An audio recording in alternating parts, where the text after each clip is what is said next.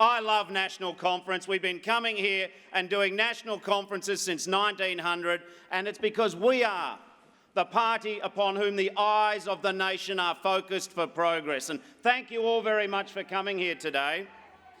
And I have to say about Tanya Plibersek, and we saw her exercising that velvet strength for which she is very well known for. Tanya, you are a true friend and an outstanding Deputy Leader, and you will be a brilliant Deputy Prime Minister.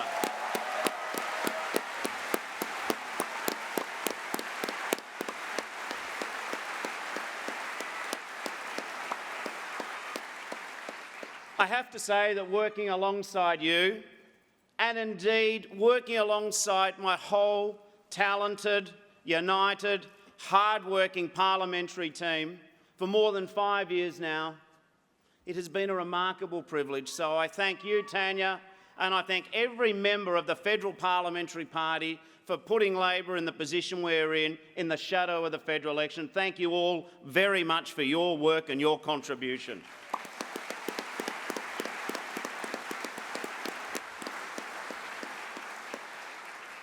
I acknowledge the traditional owners of the land on which we meet.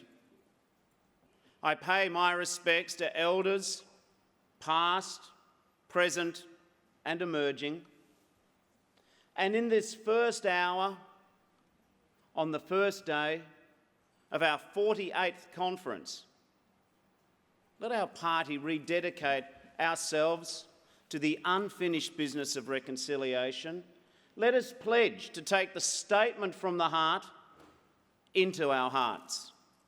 And if I'm elected Prime Minister, in my first week, I and my team will sit down with Aboriginal and Torres Strait Islander leaders to talk about closing the gap in genuine partnership, to talk about truth-telling and treaties, and to talk about Labor's first priority for constitutional change, a voice for our First Nations people in the Constitution.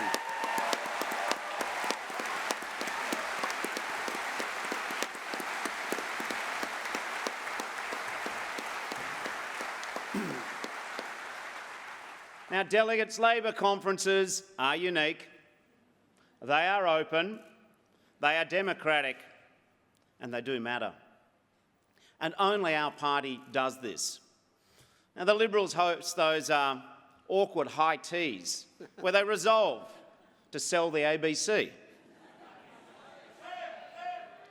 The Greens, they assemble in a secret treehouse somewhere, location not described, exhibiting all of the qualities of a cult, except leadership.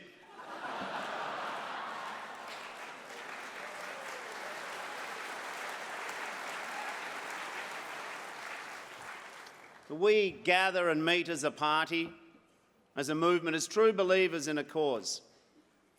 And ever since that very first Labor conference, way back in 1900, these gatherings witness real passion, genuine debate. And the decisions that we make here define our party, they reflect our values. We should take pause and remember. Let us remember that at the last conference, we set a target of 50% women in our federal parliamentary party by 2025.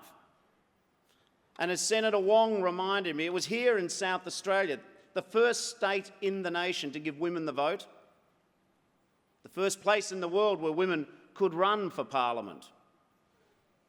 I'm particularly proud to say that if we win the next election, our Labor government will be the first in Australian history with 50% women in the parliamentary ranks.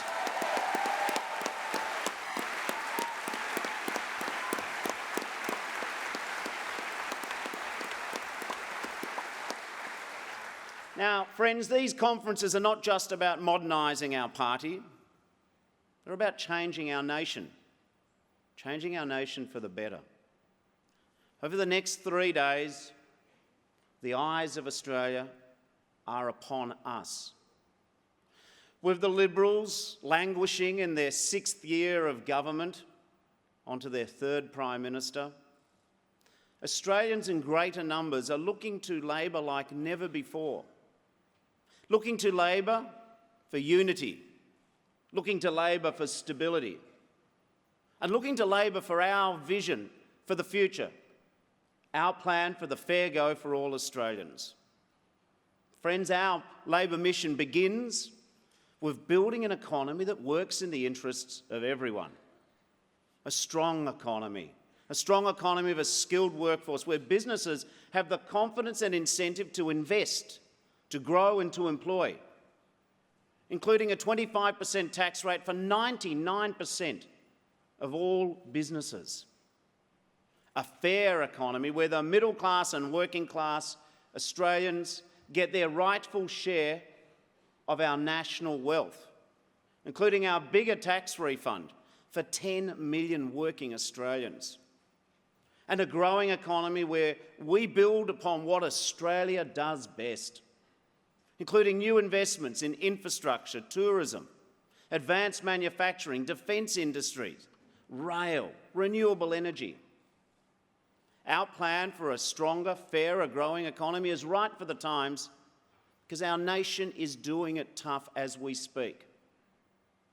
We gather in the shadow of our nation's economic growth, which is slowing. Living standards are stagnating. Wages growth is at record lows. More and more people are dipping into their household savings just to pay the bills. And inequality is eating away at our prosperity. Yet this government pretends that Australians have never had it so good. We live in a world of rapid and dramatic industrial and technological and environmental change.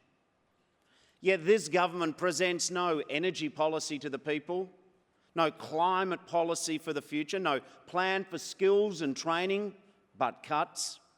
And they have no plan at all for wages. Just when Australia needs plans for the future, the Liberals are mired in the past. This government's single obsession is themselves. And our current circumstance in the nation is not just a government of economic incompetence, environmental apathy, and social irresponsibility. It is much more than that. It is a discount on our ambition. It diminishes our imagination and it devalues our hopes. It drives a wedge between the generations. It rips up that covenant of trust that each successive generation will have regard for the next. It polarises our nation. It disconnects us, divides us. When I hold my town hall meetings, I can hear it in people's voices. I can witness it in their eyes. Our fellow Australians are working hard, but they're trying their best, but they can't figure out what's happened to their country. They feel like that no matter what they do, the fix is in, that the game is indeed rigged. Our fellow Australians who travel hours every day to insecure work in 2 or 3 different jobs, earning less than they deserve, being paid less than they're owed, and yet paying more tax than a multinational company. Families are loading up the credit card at the end of every fortnight to pay the bills. People are being ripped off by power companies, driven out of private health insurance by private health insurers increasing the premiums, ripped off by dodgy banks and the big bosses.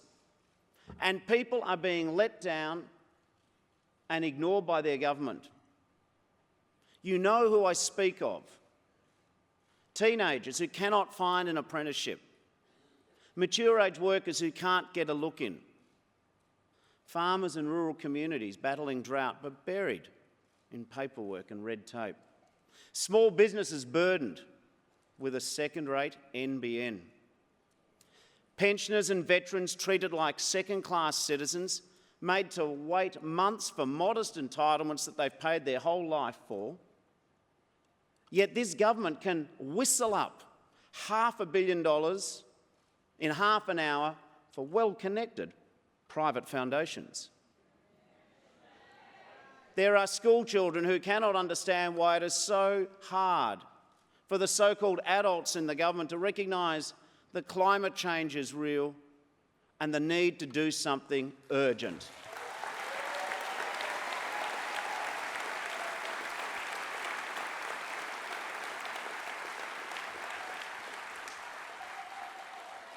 There are people right now in our communities financially ruined by the cost of cancer treatment, or who cannot find aged care for a parent diagnosed with a dementia. These are Australians on the wrong side of inequality, cut off from the fair go, isolated from the promise of our nation. And for our fellow Australians, politics is all too often just another part of the problem, unhelpful, irrelevant, out of touch with their daily lives. This is why, in a very real sense, I want to say to this conference that our opponents at the next election are not just the Liberals and the Nationals, One Nation or the Greens. Our deeper opponents are distrust, disengagement, scepticism and cynicism. Our Labor mission is not just to win back government, it is to rebuild trust in our very democracy, to restore the meaning to the fair go.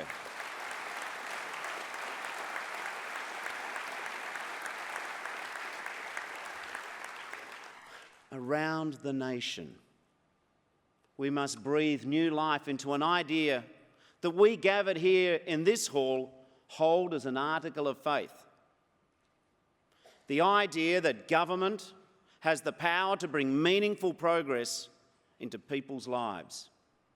The idea that government has the ability to bring meaningful progress into people's lives. This is why we are committed to a real National Integrity Commission with proper powers to rebuild trust in our Commonwealth institutions.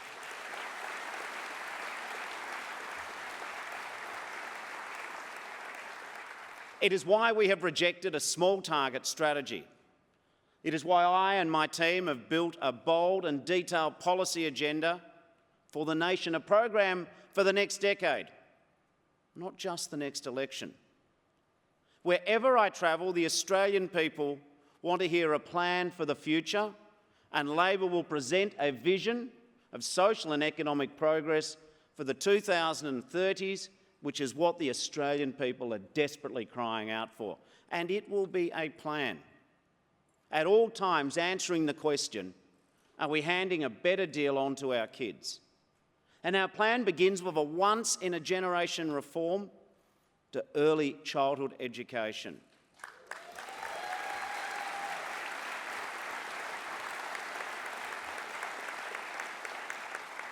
Delegates, under a Labor government, every Australian child will have access to 2 years of preschool or kindergarten, 15 hours a week, 40 weeks a year, for every 3- and 4-year-old in our nation.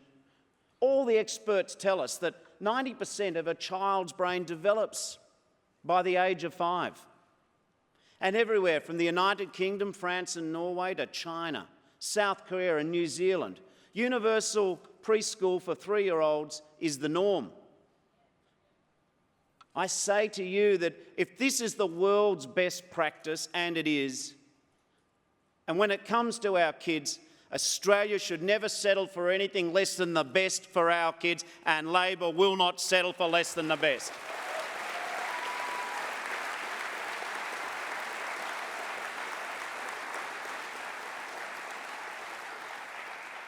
And I say to our early childhood educators, the first people with whom we trust our children outside the immediate family, we hear you, we understand, you should be trained and paid like the skilled professionals you are.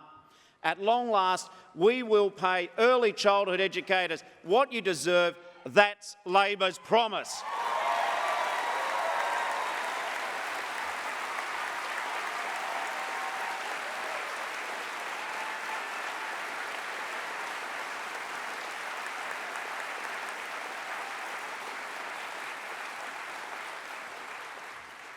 Delegates, I am the son of a great teacher. I'm parent of 3 amazing children. And if I'm elected Prime Minister, I want every Australian child to get a great education at a great school, no matter what their parents earn, no matter where they live. Every school should teach the basics well: reading, writing, science, maths and coding. Every child should have the chance to try art and sport and music and drama and camps. Every child should get the individual attention they deserve and need to flourish. And every Australian child, school child, should be safe from bullying and discrimination in the playground and online. So a Labor government will put in the money and resources and teacher training to make this promise a reality. Under a Labor national government, there will be no ifs, no buts, nothing done on the cheap, no more blaming the teachers, no culture wars, no obsessing over the number of times that Captain Cook is mentioned in the curriculum. Our promise is just a quality education for every Australian child. That's Labor's promise.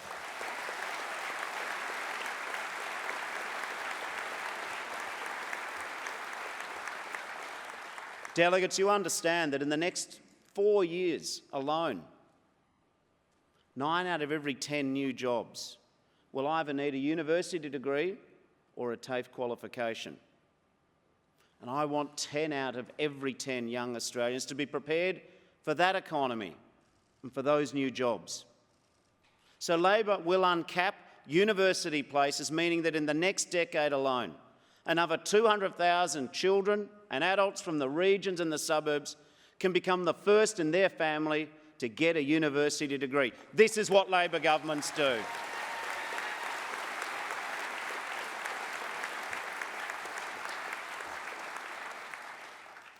Labor values are to open the doors of higher education to everyone who studies hard and chases their dreams.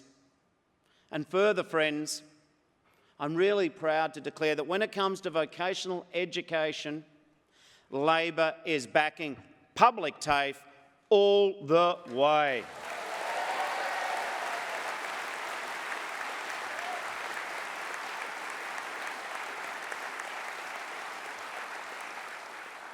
In our first year in government, we are going to launch a great national program of renovating, upgrading and modernising TAFE campuses, starting in our regional centres and the outer suburbs.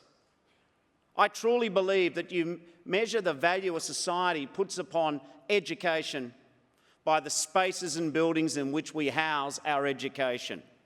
I want to send a message to the next generation that we think that TAFE education is important, and we will give you the best resources to show that our society values education above all else. I want our TAFE campuses to stand as monuments to the nation's respect for apprenticeships and training and the bright future that technical training has in this country. And therefore, in our first 3 years alone, a Labor government will eliminate upfront fees for 100,000 TAFE places in high priority courses. That's Labor's promise.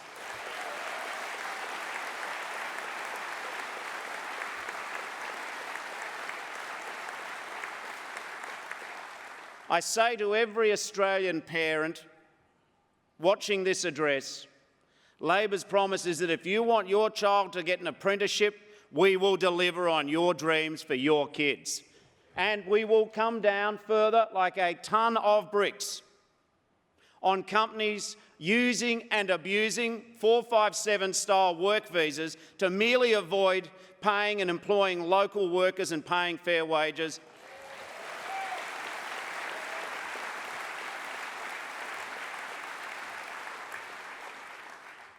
Labor believes that no skills shortage in any calling, in any occupation or trade, should last 1 day longer than it takes to train an Australian to fill that vacancy, full stop.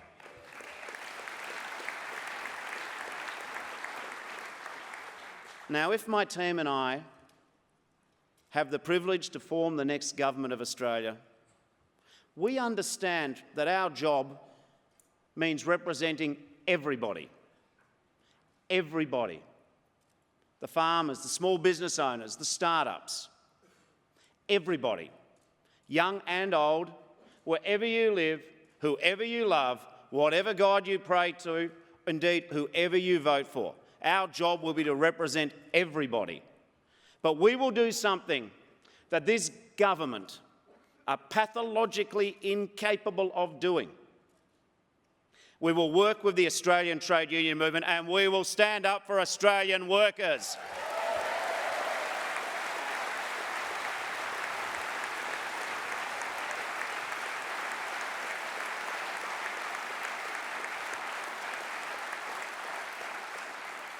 My goodness, we will indeed stand up. We will stand up for good jobs, secure jobs, jobs with fair pay and decent and safe conditions. Let me be clear. It is not a secure job if you have to wait up each night, awaiting a text to let you know if you've got a shift the following morning. It is not a good job if you have to work 2 other jobs all hours in the night and day just to pay the bills.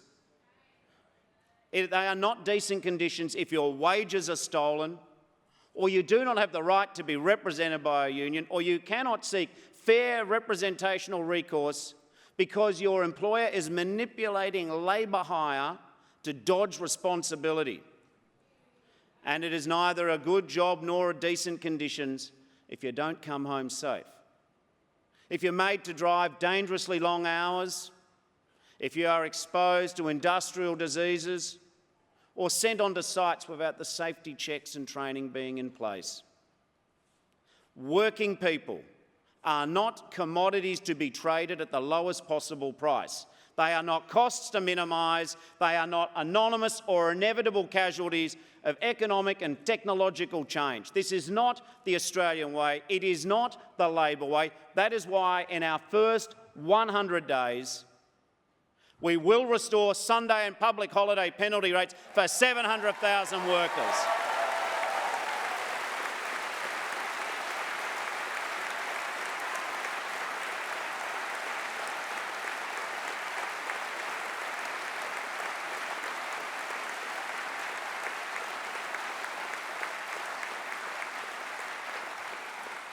And for the record, we are going to make bargaining work again so employees and employers can negotiate without the unfair threat of the unilateral termination of workers' conditions in the current system.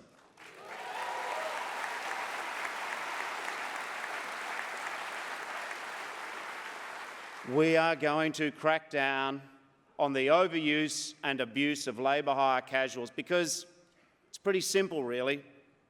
If you wear the same uniform, in the same workplace, perform the same tasks at the same classification, you deserve the same wages and conditions. So we will make law if we are elected. If you do the same job, you get the same pay. Same job, same pay.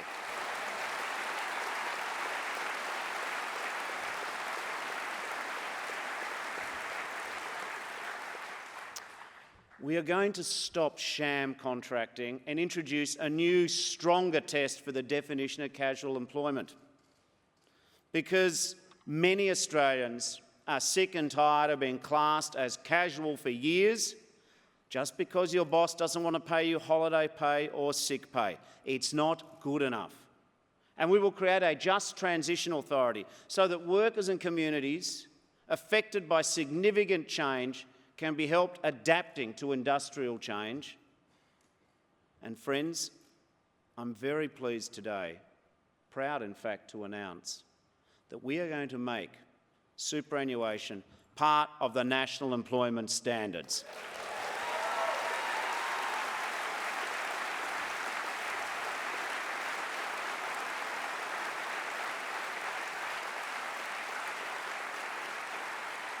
The retirement savings of Australian workers are a workplace right. They deserve the same strong protection as other workplace rights. And bosses who rip off their staff, who don't pay their super, who steal their super, should receive the same punishments and penalties as those who violate other workplace rights. And also, for every Australian who can't find a job,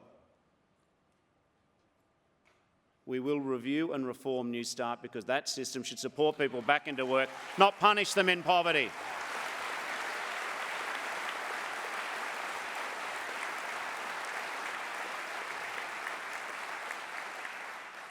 And delegates, every time we talk about fair pay, this includes equal pay for the women of Australia.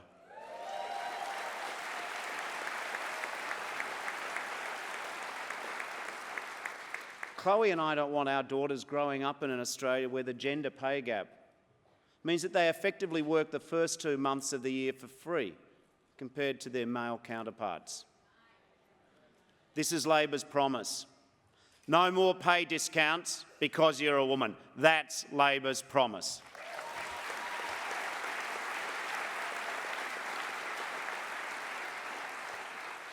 We will strive from the first day of an election for pay equity for feminised industries, including but not limited to aged care workers, early educators and paid carers for the Australians we're counting on to deliver the National Disability Insurance Scheme.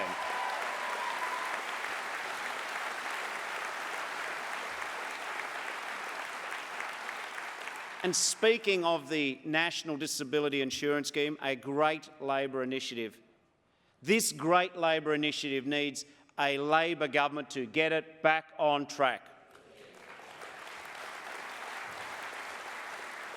I know the Conservatives voted for it, but you know their heart's not in it. And the last 5 and a bit years has shown their heart is not in it. The current system is over-engineered, over-complicated, overpopulated with consultants and corporates who have no lived experience of disability. There are too many layers, too many delays, too many people with genuine need who are made to feel like frauds and cheats by assessors. One father I know was asked, "How long has your daughter had Down syndrome?" Can you imagine that? Labor created the NDIS to empower the lives of people with disability, to put them at the centre of decision-making about their lives, to put them in control of their lives. So Labor will restore the NDIS to its proper status. We will rescue the NDIS from the coalition and put people with disability back at the centre of decision-making, as it was always intended.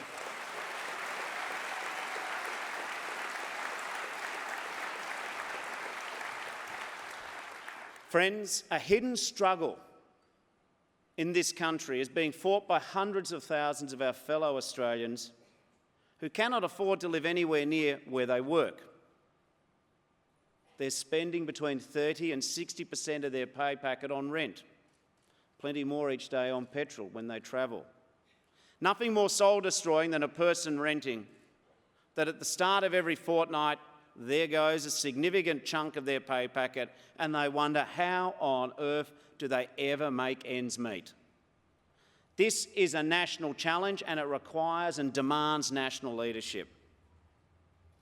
So today I am proud to announce that if we are elected, a Labor government will build 250,000 new affordable homes.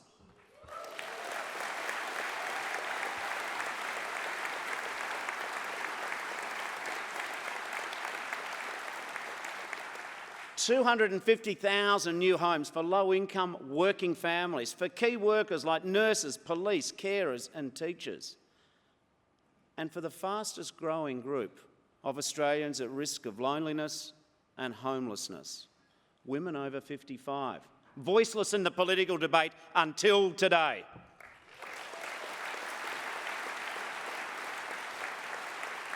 $250,000 new homes, universal design, fully accessible for all ages and for people with disability, more energy efficient, meaning lower power bills, and with a rental discount of 20%.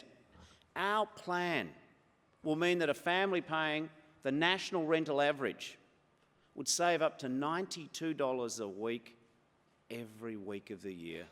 And we will work with the states and territories, local councils, and those mighty community housing providers to manage development and congestion to make sure that these homes are built where they're needed most and to go to the people who need them most, not foreign investors nor international students. And I want to see industry super stepping up and investing in affordable housing projects, investing in the homes for the people of this country. Delegates, this is a conference which always looks towards the big ideas. Today, this is a big idea. It will be the biggest national housing program since the Second World War.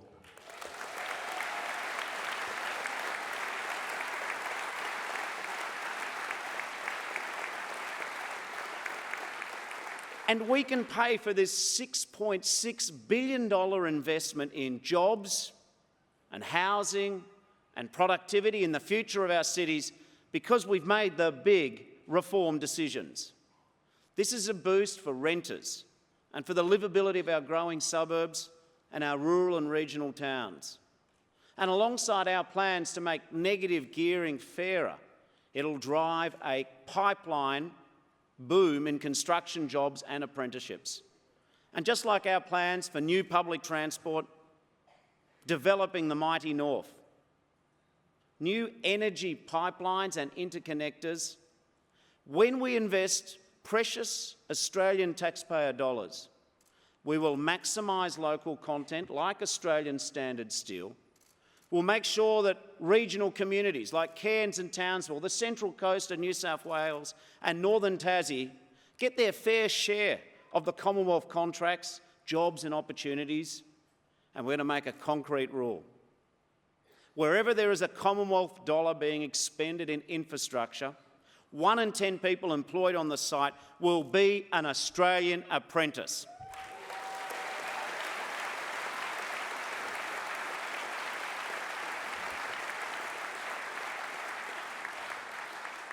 Building more affordable housing is infrastructure policy, it is cities policy, it is jobs and productivity policy, and it is a fair income population policy. Labor is the party of home ownership, and we are the party of affordable housing and community housing, because when you provide an affordable home for hard-working people, you give them the level playing field and the fair start they need. I know that when every Australian has the chance to fulfil their potential, the whole nation benefits, and the opportunity to have a roof over your head will turbocharge the potential of the Australian people even more.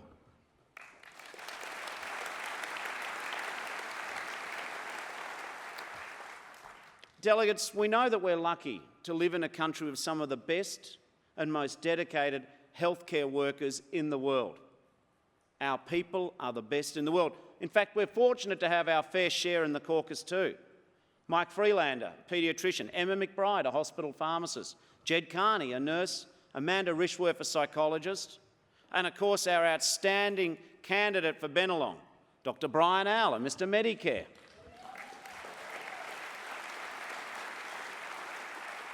They know, indeed we all know, that Liberal cuts to health and hospitals are putting staff and our system under terrible strain, pushing up the out-of-pocket costs, putting services out of reach. We are a rich nation. We are a smart nation. And if you're fighting breast cancer or melanoma, or your child is seriously ill, if you're living in chronic pain from bad knees or a crook hip, if you've got cataracts that you need removed to get back your quality of life, there's only one thing that should matter. Not your wealth, not your postcode, not your ability to pay a bit extra. One thing only. A Gough Whitlam vision that Bob Hawke made reality. A Labor promise written in green and gold. The one thing that matters is your Medicare card.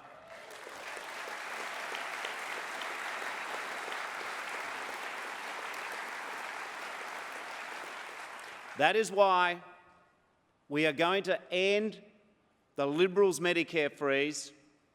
That is why we're going to put the money back that they've cut from hospitals. That is why we will fund more beds, more staff and more equipment. Because quality healthcare should be available to every Australian, whenever and wherever they need. That is our promise. Labor wants every Australian to get quality healthcare whenever and wherever they need it. No issue is any more important than that Labor promise.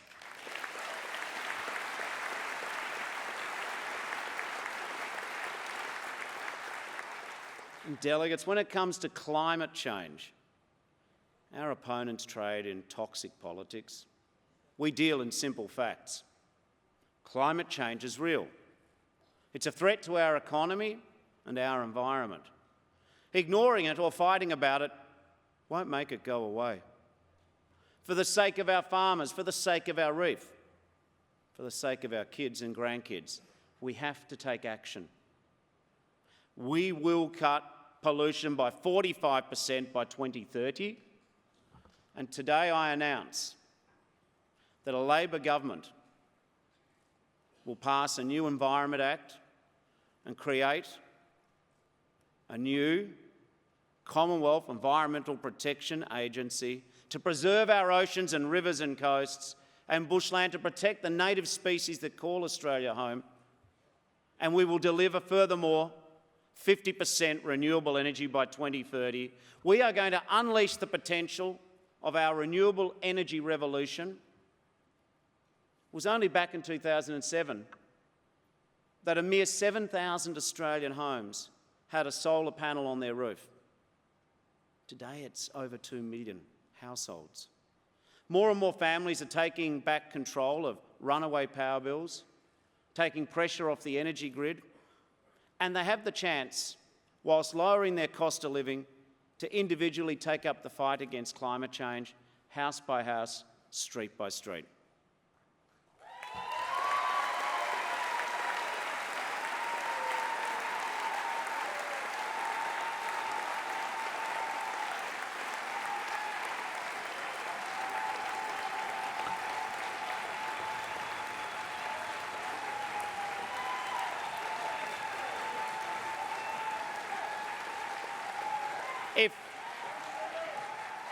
If nothing more highlights the waste of the last 5 and a bit years under the coalition, it's been the inability of the government to deal with climate change. Australians are so far out ahead of the current government, it is no longer funny.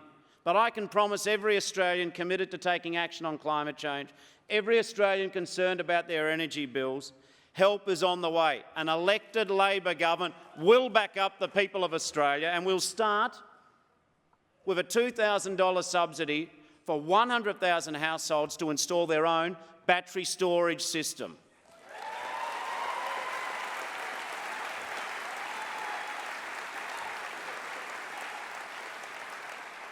So when the kids are at school and you're at work, the sun is shining, you can store up the power for the use for the evening peak. Batteries are the bridge which turns renewable energy into the conservative solution. But I don't believe Australia should just be installing more batteries alone. We should be making them here.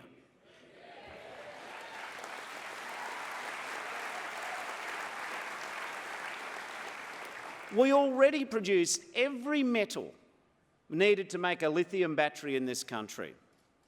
We've got our mining industry, we've got the scientists, the skilled workers. Our people have got the get up and go. They just need the leadership. You know, time and time again, if you look at Australia's economic history, we've been a quarry and a mine for the rest of the world. We've been a commodity centre. But we wave goodbye to our commodities and we buy them back at 30 and 40 times the price. We pay someone else for turning our commodities into our manufactured products. Time and time again, governments have missed the opportunity to invest in Australian industry. Well, this time we're going to get it right. We're not going to miss the opportunity to value add in renewable energy in this country. And in years to come, when people are installing battery storage systems, I want to see the mark of quality worldwide to be 3 famous words: made in Australia.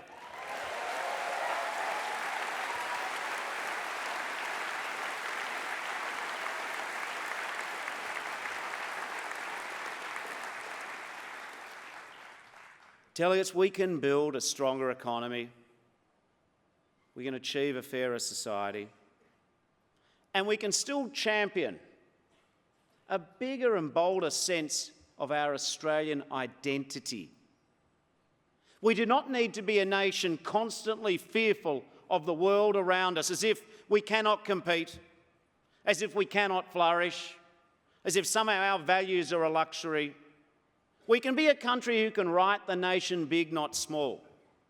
We can be an Australia at home with Asia, a better partner in the Pacific, a more independent foreign policy that speaks with an Australian accent. We can be proud champions of our scientists and our athletes and our artists alike. We can be a defender of our ABC.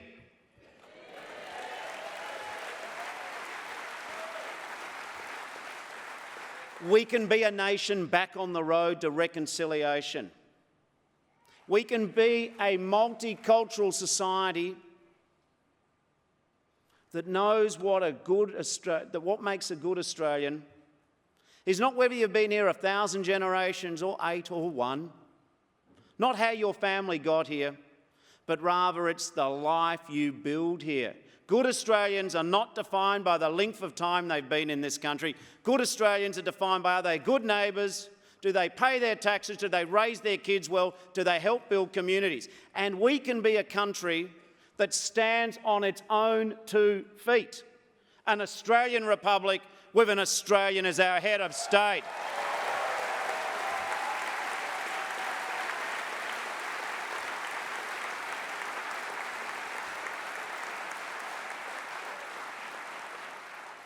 Delegates, there is a final crucial point I want to make about our plan for the future. Every pledge, from education and health to defence and national security, is fully funded, it's fully costed. Chris Bowen and I and our team have been making the big calls so that we can keep our promises and pay for them. And we can guarantee stronger budget surpluses, not for the sake of it, but to ensure that along with the fair go for all, that our nation is prepared for global uncertainty and international shocks. We do not view future budgets as a last desperate attempt to try and hold power, but rather for a purpose. A budget is not a means in itself, it is a purpose to serve the nation and make sure that the economy is run in the interests of all. This is the Labor approach: social investment, economic responsibility, preparing for a great future. Now, of course, no tax reforms, they're universally loved, I get that. But for us, governing is about choices, it's about priorities. I would rather see more young couples buying their first home than spending billions subsidising investors to acquire multiple properties.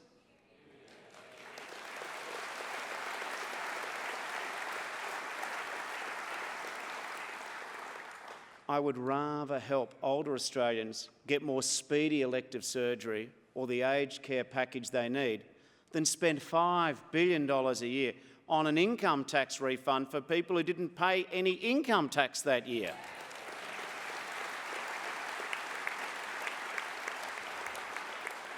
And I want multinationals to pay their fair share of tax in Australia so Australians don't have to keep paying more to see their doctor.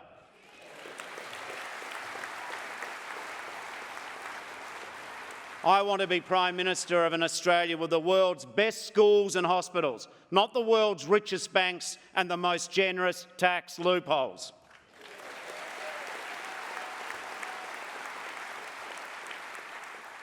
Delegates, it was way back in 1891, the year that our party was born. Henry Lawson spoke of our continent as a garden full of promise. A garden full of promise. And it's always been Labor, our party and the movement, that makes good on that promise. A living wage, the age pension, workers' compensation, the right to organise for a better deal. All of these began their life as dangerous experiments radical notions. We've made them universal rights. Higher education used to be an exclusive privilege. Universal health care, a pipe dream.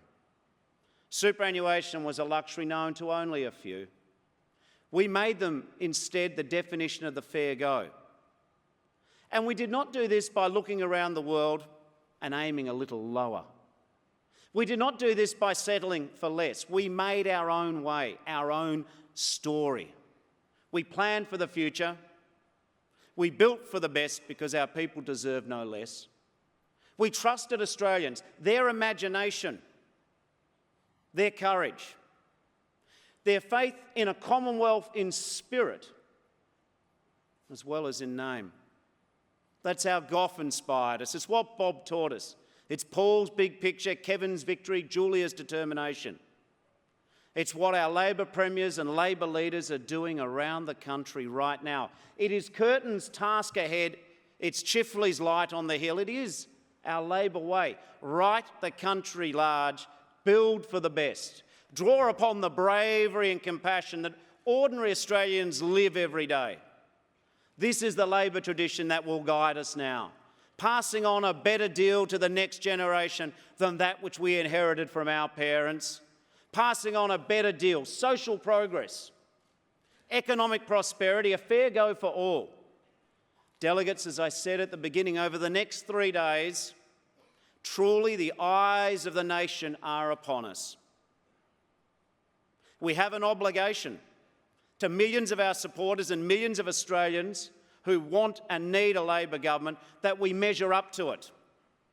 Collectively, all of us need to earn the trust of the Australian people, because when we leave here on Tuesday evening, we have a most enormous task in front of us. Federal Labor has only won government from opposition 3 times since the Second World War. Now, I know that nobody will work harder than the people in this room to win the next election. And nobody will work harder to be the government that the nation deserves, the government that our nation needs. Because we do not seek victory to make history for our party. We seek government to build a fairer future for our country. And if we win this election, our number one challenge, my greatest ambition, is to restore trust in the system, to prove to the Australian people that politics and government can still serve the interests of everyday Australians, still make a difference in the daily lives of our fellow Australians, to show that there is still life, still hope in the fair go. And if I have the privilege to serve as Prime Minister, my greatest hope is that people will say about me at the conclusion of that time, he delivered, he kept to his word. I want the citizens of this country to come up to my parliamentary team over a time in government and say, you know, we did try this together. Maybe we didn't always succeed in every issue, but at last we had a government focused on the people. And when I look at my team and I look at our plans, I know that if we keep to our word, we can do great things for this nation. So, friends, we indeed have a vision for the future, the plan to pay for it and the team to deliver it. We are united, we are determined, and we are ready. Ready to serve, ready to lead, ready to deliver a fair go for Australia. Thank you.